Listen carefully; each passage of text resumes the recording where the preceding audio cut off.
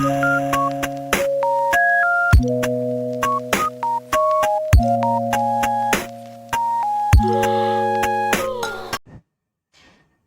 Friends, मेरा नाम है जायसवाल और आप देख रहे हैं स्टडी मोटिवेशन चैनल, जहां हम लोग एनसीईआरटी बुक्स को कवर करते हैं। तो दोस्तों, काफी दिनों से हमने एनसीईआरटी बुक्स को कवर नहीं किया था, इसलिए आज मैं फिर से इस सीरीज को फिर से शुरू करने जा रहा हूं, जहां आप हमेशा बराबर आप एनसीईआरटी बुक्स को पाएंगे। और इस पे हमारे चैनल पे अगर आप नए हैं तो प्लीज इसे सब्सक्राइब करिए और लाइक शेयर जरूर करिएगा अपने दोस्तों के साथ, जो भी यूपीएससी की तैयारी या स्टेट लेवल पीसीएस की तैयारी कर रहे हैं। तो अगर आप हमारे चैनल पर नए हैं तो पुराने वीडियो भी आप देख सकते हैं। मैंने काफ़ी एनसीईआरटी बुक्स को कवर किए हैं, काफ़ी चैप्टर्स को कवर किए हैं। हिस्ट्री, पॉलिटी, ज्योग्राफी और साइंस जैसे चैप्टर्स को कवर किया जा चुका है, तो आप बिना देर किए उनको भी देख सकते हैं। और आज का हमारा टॉपिक रहेगा राजनीतिक सिद्धांत एक परिचय, जो कि क्लास 11 के पॉलिटिकल साइंस से जुड़ा हुआ है। तो ये हमारा नोट्स वीडियो रहेगा, जिसमें हम लोग पॉइंट वाइज सभी बातों को कवर करेंगे। तो चलिए शुरू करते हैं। सबसे पहला हमारा आता है स्मृति बिंदु, जिसमें हम लोग पॉइंट वाइज चीजों को जानेंगे। और इसमें आता है पहला हमारा पॉइंट, राजनीति किसी भी समाज का महत्वपूर्ण व अविभाज्य अंग है। राजनीतिक संगठन और सामूहिक निर्णय के किसी ढांचे के बगैर कोई भी समाज जिंदा नहीं रह सकता। जाहिर सी बात है दोस्तों, राजनीति ही वह संगठन और सामूहिक निर्णय का वह ढांचा है जिसके बदौलत एक समाज जिंदा रहता है। उन्हीं के अंडर में एक समाज फलता फूलता है। ओके, इन संस्थाओं के साथ साथ सरकारें भी महत्वपूर्ण भूमिका निभाती हैं। सरकारें कैसे बनती हैं और कैसे कार्य करती हैं, राजनीति पर दर्शाने वाली मुख्य बातें हैं। पॉइंट नंबर 2 हमारा आता है, राजनीति केवल सरकार के कार्यकलापों तक ही सीमित नहीं होता है। समाज के लिए क्या उचित व जरूरी है, इस तथ्य के साथ राजनीति का जन्म होता है। विज्ञान में राज्य, सरकार, अधिकार व कर्तव्य आदि का अध्ययन किया जाता है। तो दोस्तों, ये था हमारा एक बेसिक पॉइंट, जिसमें आप ये समझ सकते हैं कि राजनीति के बारे में बताया गया है। अब हम लोग क्वेश्चन देखते हैं कि राजनीति क्या है। इससे रिलेटेड आता है हमारा, राजनीति को परिभाषित करने के लिए विद्वानों के अलग अलग मत हैं। सामान्य तौर पर पहला है हमारा, राजनीति शासन करने की कला और राजनीति सरकार के क्रियाकलापों को ठीक से चलाने की सीख देती है। दूसरा है, राजनीति प्रशासन संचालन के विवादों का हल प्रस्तुत करती है। थर्ड है हमारा, राजनीति भागीदारी करना सिखाती है, लेकिन आम व्यक्ति का सामना राजनीति की परस्पर विरोधी छवियों से होता है। आज राजनीति का संबंध निजी स्वार्थ साधने से जुड़ गया है। तो दोस्तों, यहाँ पर एक तरीके से बताया गया है कि राजनीति क्या है। तो अलग अलग मत सबका है, जिसमें लास्ट में ये बताया जा रहा है कि आज जो राजनीति है, आज हम लोग जो नेता लोगों को देखते हैं, जितने भी मंत्री लोग देखते हैं, वो लोग अपने निजी स्वार्थ के लिए ही अपना कार्य कर रहे हैं। लेकिन बेसिकली उनका मुद्दा वही होता है कि समाज के लोगों को, समाज में रह रहे लोगों को, समाज को ऊपर कैसे उठाया जाए, उनकी उन्नति कैसे की जाए। लेकिन कुछ चीजें या कुछ अपवाद ऐसे आ गए हैं अब राजनीति में भी, जहां पर आपको भ्रष्टाचार देखने को मिलता है, जो कि अपने निजी स्वार्थ के लिए काम करते हैं। तो आइए हम आगे देखते हैं क्या कर रहा है कि राजनीति सिद्धांत में हम क्या पढ़ते हैं। ठीक है, तो देखिए, राजनीतिक सिद्धांत में हम जीवन के विभिन्न पहलुओं का अध्ययन करते हैं, जैसे सामाजिक जीवन, सरकार और संविधान, स्वतंत्रता, समानता, न्याय, लोकतंत्र, धर्मनिरपेक्ष आदि। तो दोस्तों, ये चैप्टर नंबर पहला है। और चैप्टर, ये जितने भी नाम आपने देखा अभी तक, ये सभी चैप्टर वाइज नाम दिए गए हैं, और आगे हम लोग इन्हीं चैप्टर को कवर करेंगे। फॉर एग्जाम्पल, संविधान, स्वतंत्रता, समानता, न्याय, लोकतंत्र, धर्मनिरपेक्ष आदि, ये सब चैप्टर वाइज है। ओके, तो हम लोग चैप्टर जब कवर करेंगे तो उसमें इस सब के बारे में जानेंगे।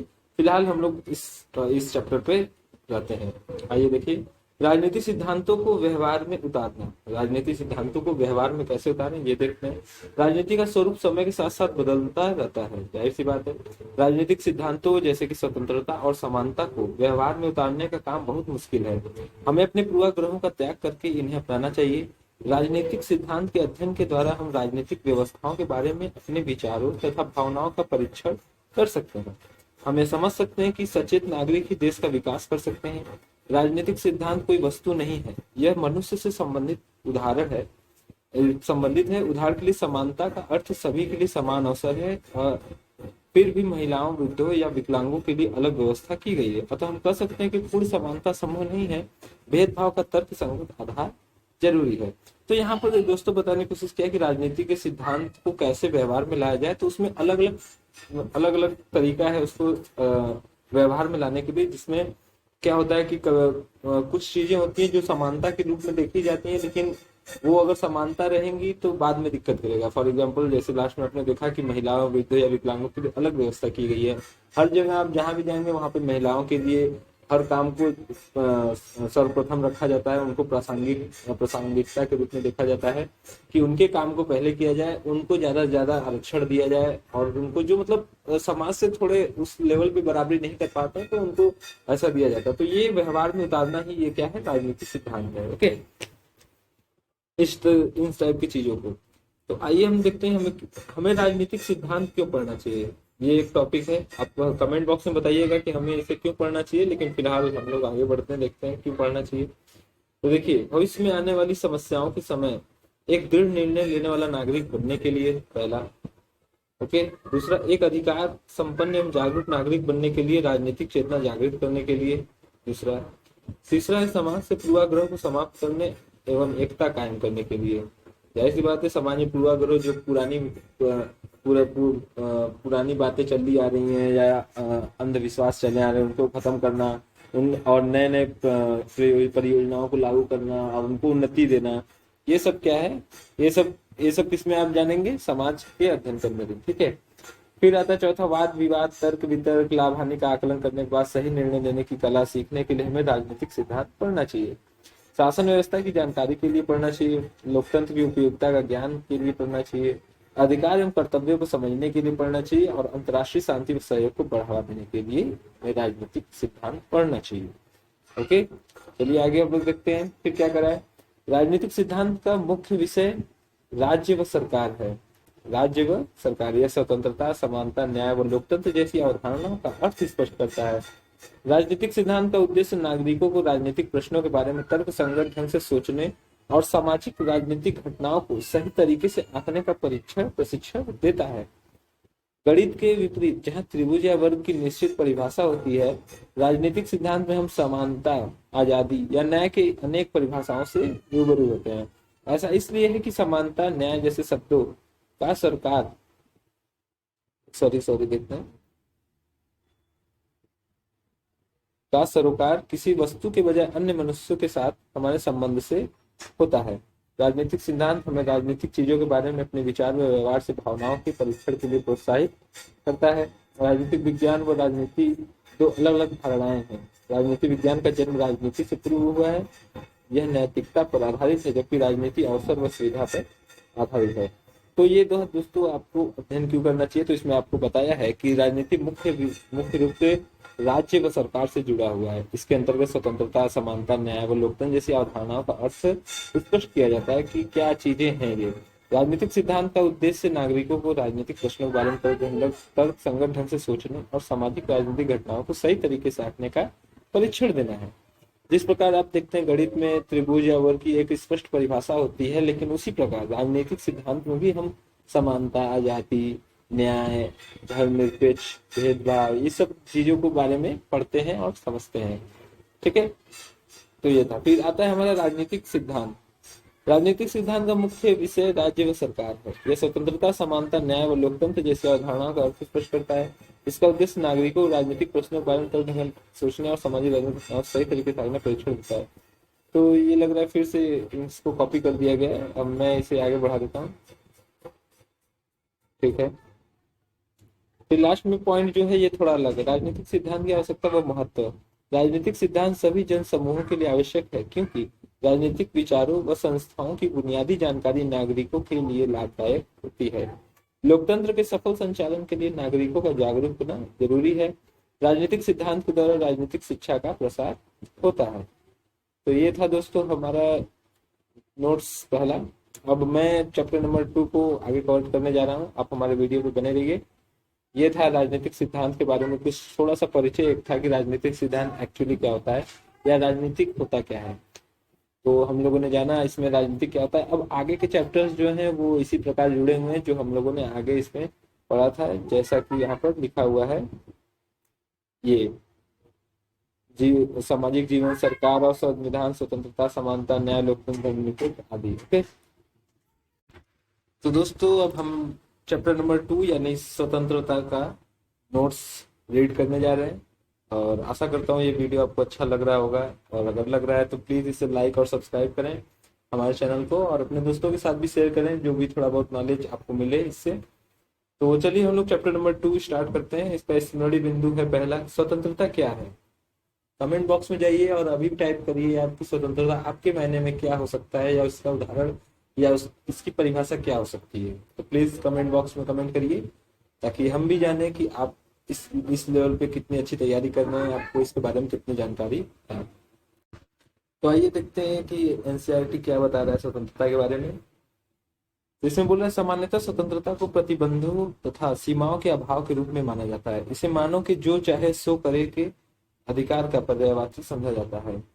हार्ड से इसे अर्थार्थ जो चाहो सो करो की स्थिति की स्वच्छता की स्थिति कहा है, जो प्राकृतिक अवस्था में उपलब्ध होती है। दूसरे शब्दों में स्वतंत्रता का अर्थ मानव को उस कार्य को करने का अधिकार जो वह करने के योग्य है, व्यक्ति की आत्म अभिव्यक्ति की योग्यता का विस्तार करना तथा ऐसी परिस्थितियों का होना जिसमें लोग अपनी प्रतिभा का विकास कर सकें, स्वतंत्रता कहलाता है। ओके, फिर पॉइंट नंबर 4 है, वारकर के अनुसार व्यक्तियों की स्वतंत्रता अन्य व्यक्तियों की स्वतंत्रताओं के साथ जुड़ी हुई है। फिर 5th पॉइंट है, स्वतंत्रता व्यक्तित्व विकास की सुविधा प्लस तर्क संगम बंधन है। लास्ट है, 20वीं शताब्दी में महात्मा गांधी, नेल्सन मंडेला तथा आंग सान सू की आदि व्यक्तियों ने शासन भेदभाव शोषणात्मक व दमनकारी नीतियों का विरोध कर स्वतंत्रता को अपने जीवन का आदर्श बनाया। तो मूल रूप से स्वतंत्रता का अर्थ यही है कि स्वतंत्र रूप से जीवन को जीना, अपनी इच्छा अनुसार कार्य को करना और अपने मन के हिसाब से किसी भी चीज को करना, ताकि दूसरे की स्वतंत्रता को कोई किसी प्रकार की हानि न हो। एक मुझे एग्जाम्पल याद आ रहा है जहां पर किसी ने ऐसा उदाहरण दिया था कि आप स्वतंत्रता का अर्थ यही बताया कि स्वतंत्रता से अगर किसी व्यक्ति की स्वतंत्रता है तो वो उसी समय तक है कि जब तक कि वो दूसरे व्यक्ति को कोई नुकसान या उसकी स्वतंत्रता में कोई हस्तक्षेप न कर रहा है। तो मुझे लगता है कि ये एक जेन्युइन परिभाषा है कि स्वतंत्रता का अर्थ वहीं तक सीमित है जहां पर कोई दूसरे व्यक्ति की स्वतंत्रता में हस्तक्षेप न करता है। तो आगे आइए हम लोग देखते हैं कि स्वतंत्रता के आयाम क्या है। स्वतंत्रता के 2 आयाम है, नकारात्मक और सकारात्मक।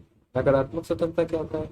नकारात्मक भाव में इसका यह निहितार्थ है कि जहां तक संभव हो प्रतिबंधों का अभाव हो, यानी कि किसी प्रकार का प्रतिबंध न हो, कोई काम को करने के लिए, रहने के लिए, अपने अधिकार को जीने के लिए किसी प्रकार का प्रतिबंध न हो, क्योंकि प्रतिबंध व्यक्तिगत स्वतंत्रता में कटौती करते हैं। इसलिए इच्छा अनुसार कार्य करने की छूट हो और व्यक्ति के कार्य पर किसी प्रकार का प्रतिबंध न हो।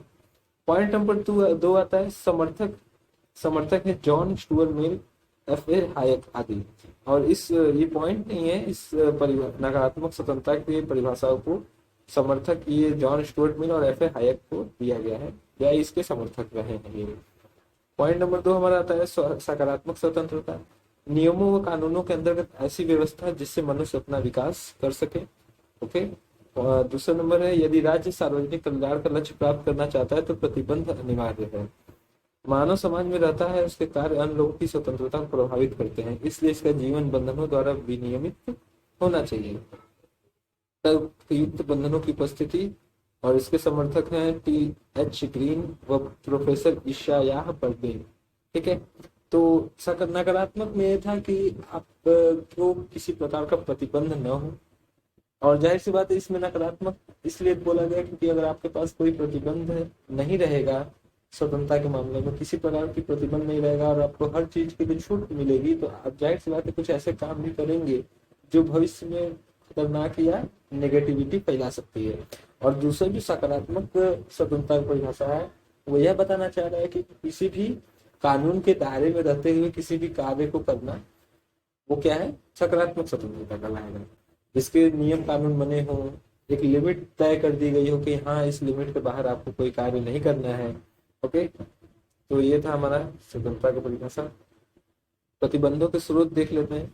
व्यक्ति की स्वतंत्रता पर प्रतिबंध प्रभुत्व व बाहरी नियंत्रण से लग सकते हैं। यह प्रतिबंध बलपूर्वक या सरकारें कानूनों द्वारा लगा सकती हैं, जैसे दक्षिण अफ्रीका में रंग भेद की व्यवस्था या सामाजिक असमानता, जाति प्रथा भी स्वतंत्रता पर प्रतिबंध हो सकता है। अत्यधिक आर्थिक समानता भी प्रतिबंध का एक स्रोत हो सकता है। तो ये प्रतिबंध का स्रोत बता रहा है कि क्या किस किस टाइप के प्रतिबंध लगाए जा सकते हैं। ठीक। फिर आता है प्रतिबंध की आवश्यकता क्यों होती है। तो जाहिर सी बात है प्रतिबंध होना भी आवश्यक है भैया। पहला आता है मुक्त समाज में अपने विचारों को बनाए रखने में जीने के अपने तरीके विकसित करना। दूसरे व्यक्ति के अधिकारों की पूर्ति हेतु, सार्वजनिक कल्याण के लक्ष्य हेतु, टकराव की स्थिति को रोकने के लिए, सीमित संसाधनों के उचित बंटवारों के लिए प्रतिबंधों का होना बहुत ही आवश्यक है। क्योंकि जाहिर सी बात है जब एक समाज रहेगा तो वहां पे कई प्रकार के कई धर्म के लोग रहेंगे, कई रंग रूप के लोग मिलेंगे, कई जातियों के रूप लोग मिलेंगे, तो उनके अंदर भेदभाव टकराव होना निश्चित है। तो इसीलिए कुछ प्रतिबंध लगा दिए जाते हैं जिसमें एक लिमिट सेट कर दिया जाता है कि आप इसी के दायरे में रहकर कोई भी कार्य करेंगे। ओके। फिर आता है हानि सिद्धांत। हानि सिद्धांत जान लेते हैं। जॉन स्टुअर्ट मिल ने अपने निबंध ऑन लिबर्टी में जिस मुद्दे को उठाया है, राजनीतिक सिद्धांत में उसे हानि सिद्धांत के नाम से जाना जाता है। किसी के कार्य करने की स्वतंत्रता में हस्तक्षेप करने का इकलौता लक्ष्य आत्मरक्षा है या किसी अन्य को हानि से बचाना हो सकता है। तो ये था हानि सिद्धांत जिसे जॉन स्टुअर्ट ने लिखा है कि राजनीतिक सिद्धांत में उसे हानि सिद्धांत के नाम से जाना जाता है। क्यों? क्योंकि किसी के कार्य करने की स्वतंत्रता में हस्तक्षेप करने का इकलौता लक्ष्य आत्मरक्षा है या किसी अन्य को हानि से बचाना हो सकता है। उसके बाद आता है उदारवादियों के अनुसार स्वतंत्रता क्या है। उदारवादियों के अनुसार स्वतंत्रता देख लेते हैं हम लोग। इसमें कह रहा है व्यक्ति स्वतंत्रता को अधिक महत्व व्यक्ति की आर्थिक सामाजिक राजनीतिक स्वतंत्रता पर बल मुक्त बाजार व राज्य की न्यूनतम भूमिका के पक्षधर किंतु अब कल्याणकारी राज्य की भूमिका को महत्व देते हैं। समाजवादियों के अनुसार स्वतंत्रता का आर्थिक पहलू अधिक महत्वपूर्ण है। इसमें बताने की कोशिश कर रहा है कि व्यक्ति स्वतंत्रता का अधिक महत्व व्यक्ति की आर्थिक सामाजिक राजनीतिक स्वतंत्रता पर बल मुक्त बाजार व राज्य की न्यूनतम भूमिका पक्षधर कल्याणकारी राज्य भूमिका को महत्व देते हैं। तो यानी मतलब बता रहा है कि इसमें व्यक्ति जो होते हैं वो इस प्रकार से स्वतंत्र रहने की कोशिश करते हैं कि इसमें समाज को और यहाँ पे रहने वाले लोगों का कल्याण हो और लोग अपने जीवन को खुशी खुशी जी सकें, इसमें किसी प्रकार का हस्तक्षेप न हो और ये आर्थिक और सामाजिक रूप से सुदृढ़ बने रहें। ओके। फिर आता है हमारा स्वतंत्रता के पहलू, जिसमें दो प्रकार के बताया है, नकारात्मक पक्ष और सकारात्मक पक्ष। तो नकारात्मक पक्ष में इसमें आता है इसमें व्यक्ति के कार्य पर कोई प्रतिबंध नहीं होता है, इच्छा अनुसार करने की छूट होती है। दूसरा है सकारात्मक पक्ष, नियमों व कानूनों के अंतर्गत ऐसी अवस्था जिससे मनुष्य अपना विकास कर सके।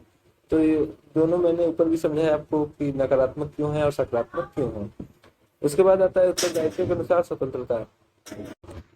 इसमें बोल रहा है व्यक्ति को अधिक आर्थिक सामाजिक राजनीतिक स्वतंत्रता व बल तथा राज्य की कल्याणकारी भूमिका को बढ़ावा देना होता है। तो उत्तरदायित्व के अनुसार स्वतंत्रता यानी किसी भी व्यक्ति के ऊपर एक उत्तरदायित्व आ जाता है, तो वो किस प्रकार से किसी भी समाज को कल्याणकारी रूप से उसे सुदृढ़ करे, उसे स्वतंत्र के रूप में रखे।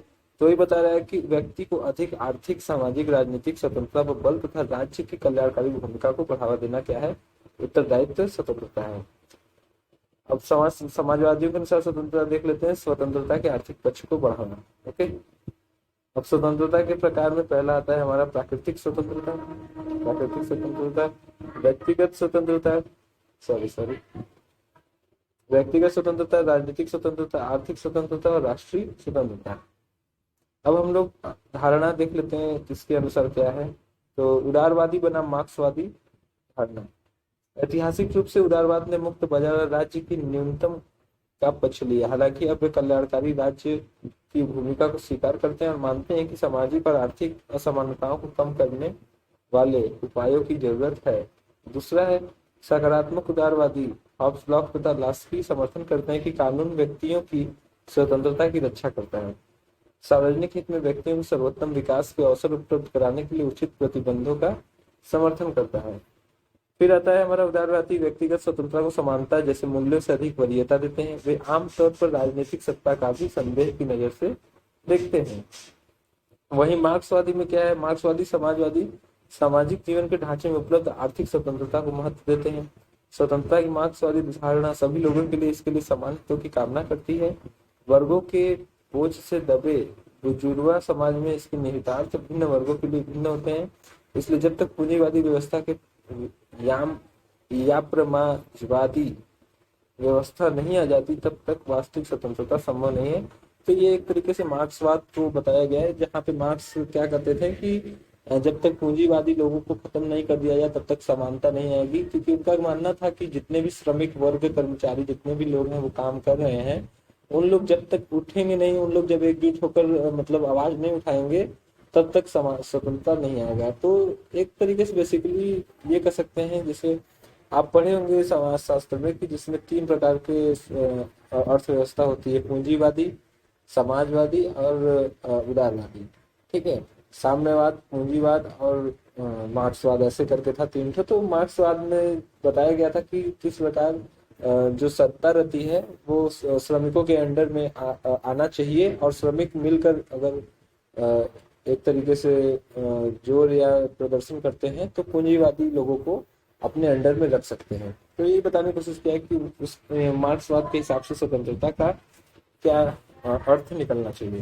ठीक है, अब आते हैं, देख लेते हैं स्वतंत्रता संबंधी J.S. मिल के विचार क्या रहे हैं। स्वयं संबंध कार्य वे कार्य जिनके प्रभाव केवल इन कार्यों को करने वाले व्यक्ति पर पड़ते हैं। इन कार्यों व निर्णयों के मामले में बाहरी किसी, फिर से देखते हैं हम लोग, स्वयं संबंध कार्य वे कार्य जिनके प्रभाव केवल इन कार्यों को करने वाले व्यक्ति पर पड़ते हैं। इन कार्यों व निर्णयों के मामले में राज्य या किसी बाहरी सत्ता को कोई हस्तक्षेप करने की जरूरत नहीं है। ठीक है, स्वतंत्र व्यक्ति के कार्य के बारे में बताया गया कि किस प्रकार वे स्वतंत्र रह सकते हैं। दूसरा है पर संबंध कार्य वे कर्ता के अलावा बाकी लोगों पर भी प्रभाव डालते हैं। ऐसे कार्य जो दूसरे को नुकसान पहुंचा सकते हैं, उन पर राज्य बाहरी प्रतिबंध लगा सकता है। तो पर संबंध कार्य वे होते हैं जो करता उस कार्य को करता है, लेकिन जो दूसरे लोगों पर ही प्रभाव डालता है। तो वे कार्य क्या होते हैं, नुकसान पहुंचा सकते हैं। तो इस प्रकार के मतलब व्यक्ति के कार्य की स्वतंत्रता के रूप बताया। एक प्रकार वो है जो व्यक्ति कार्य करता है और जिससे किसी प्रकार का कोई नुकसान नहीं होता है। दूसरा स्वतंत्रता वो है जो वो कोई व्यक्ति कार्य तो करता है लेकिन दूसरे लोग प्रभावी होते हैं। तो इस प्रकार का स्वतंत्रता बताया गया है। एक से नुकसान हो सकता है, एक से नहीं हो सकता है। यहाँ फिर आता है हानि का सिद्धांत। पर संबंध कार्य से किसी दूसरे को हानि हो सकती है, इस कारण से उस पर औचित्यपूर्ण प्रतिबंध लगाया जा सकता है। राज्य का किसी व्यक्ति के कार्य व इच्छा के खिलाफ प्रतिबंध लगाने का उद्देश्य किसी अन्य को हानि से बचाना होता है। आई होप कि आप ये समझ गए होंगे। फिर आता है स्वतंत्रता पर प्रतिबंध के आधार क्या होने चाहिए। तो देखिए, पहली आती है देश की सुरक्षा। देश की सुरक्षा के लिए स्वतंत्रता पर प्रतिबंध लगाया जाता है। दूसरा विदेशों के साथ मैत्री संबंध। तीसरा मान हानि। और चौथा न्यायालय की अवमानना। तो इन सब पर आपको सरकार प्रतिबंध लगा सकती है। चलिए आइए आगे देखते हैं। देश की एकता एवं अखंडता के लिए भी, ताकि देश एकजुट हमेशा बने रहे। अब हमारा लास्ट आता है अभिव्यक्ति की स्वतंत्रता। ओके, अभिव्यक्ति मतलब बोलना, बातचीत का या फिर एक तरीके से कह सकते हैं अभी कुछ भी कहने की आजादी। लेकिन उसका भी एक सीमा तय कर देना चाहिए, जहां तक मुझे लगता है। क्योंकि आज के दिन आए दिन इंटरनेट काफी ज्यादा बढ़ गया है, जहाँ पर लोग कुछ भी वीडियो डाल दे रहे हैं, किसी को कुछ भी बोल दे रहे हैं, बिना किसी तथ्य, बिना किसी तर्क के किसी को कोई कुछ भी बोल दे रहा है। तो ऐसा नहीं होना चाहिए। अभिव्यक्ति की आजादी में भी एक लिमिटेशन होना बहुत ही आवश्यक हो गया है। तो आइए हम लोग देखते हैं कि इसमें क्या बोल रहा है कि वाल्तेर के निम्नलिखित कथन से अभिव्यक्ति की स्वतंत्रता का महत्व आंका जा सकता है। तो वो क्या महत्व है, आइए देखते हैं। तो ये बोल रहे हैं, तुम जो कहते हो मैं उसका समर्थन नहीं करता, लेकिन मैं मरते दम तक तुम्हारे करने के अधिकार का बचाव करूंगा। ओबरे मेनन की रामायण रिटोल्ड। मीना थुराम बोलते नाटक। सलमान रश्दी की सैटानिक वर्सेज और film the last temptation of Christ का समाज के विभिन्न वर्गों से जबरदस्त विरोध हुआ, जिसके चलते यह प्रतिबंधित हुए शांति व व्यवस्था के लिए प्रतिबंध आसान लेकिन अल्पकालिक समाधान है, किंतु आदत के रूप में इसका विकास गलत है। अभिव्यक्ति की स्वतंत्रता का मुद्दा अहस्तक्षेप के लघुत्तम क्षेत्र से जुड़ा है। जॉन स्टुअर्ट मिल ने अपनी पुस्तक ऑन लिबर्टी में सबल तर्क रखते हुए अभिव्यक्ति की स्वतंत्रता उन्हें भी होनी चाहिए जिनके विचार आज की स्थिति में गलत और भ्रामक लग रहे हों। ओके, 4 सबल तर्क बताए गए हैं अभिव्यक्ति के लिए। कोई भी विचार पूरी तरह से गलत नहीं होता, उसमें सच्चाई का भी कुछ अंश होता है। सत्य स्वयं से उत्पन्न नहीं होता, बल्कि विरोधी विचारों के टकराव से पैदा होता है। जब किसी विचार के समक्ष एक विरोधी विचार आता है, तभी उस विचार की विश्वसनीयता सिद्ध होती है। आज जो सत्य वो हमेशा सत्य नहीं रह सकता, या कई बार जो विचार आज स्वीकार नहीं है वो आने वाले समय के लिए मूल्यवान हो सकते हैं। अभिव्यक्ति की स्वतंत्रता पर कई बार प्रतिबंध अल्पकालीन रूप में समस्या का समाधान बन सकते हैं तथा तत्कालीन मांग को पूरा कर देते हैं, लेकिन समाज में स्वतंत्रता की दूरगामी संभावनाओं की दृष्टि से बहुत खतरनाक है। उसके बाद आता है स्वतंत्रता की रक्षा के उपाय। तो इसके उपाय क्या है ये भी देख लेते हैं। पहला आता है हमारा लोकतांत्रिक शासन, दूसरा मौलिक अधिकार, तीसरा कानून का शासन, चौथा न्यायपालिका की स्वतंत्रता, पांचवा शक्तियों का विकेंद्रीकरण, शक्तिशाली विरोधी दल, आर्थिक समानता, विशेषाधिकार न होना, जागरूक जनमत। तो ये थे हमारे स्वतंत्रता के अवधारणा, और इसमें बताया गया कि किस प्रकार बड़े बड़े विद्वानों ने अपने पक्ष रखे स्वतंत्रता के मामले में, जहाँ पर स्वतंत्रता के पहलू बताए गए हैं, सकारात्मक और नकारात्मक। और उसके बाद मार्क्सवाद से उनकी तुलना की गई है, उदारवादी और मार्क्सवादी से। और देन हम लोग आगे पढ़े हैं उसमें कि अभिव्यक्ति की स्वतंत्रता, जहाँ पे ये बताया गया है कि हर बातें हमेशा सत्य नहीं होती हैं, या हर सत्य चीज बाद में झूठ भी हो सकती है समय के हिसाब से। तो ये था हमारा स्वतंत्रता चैप्टर नंबर 2। और अब नेक्स्ट वीडियो में हम लोग मिलेंगे चैप्टर नंबर 3 और 4 के साथ। और आशा करता हूँ ये वीडियो आपको पसंद आया होगा। अगर पसंद आया तो प्लीज़ इसे लाइक करिए, और अब तक मेरे वीडियो से जुड़े रहने के लिए आपका तहे दिल से शुक्रिया। और आगे भी आप इसी तरह हमें सपोर्ट करते रहें, और अपने दोस्तों को ये वीडियो जरूर शेयर करें। तो चलिए मिलते हैं नेक्स्ट वीडियो में, तब तक के लिए जय हिंद, जय भारत। मिलते हैं।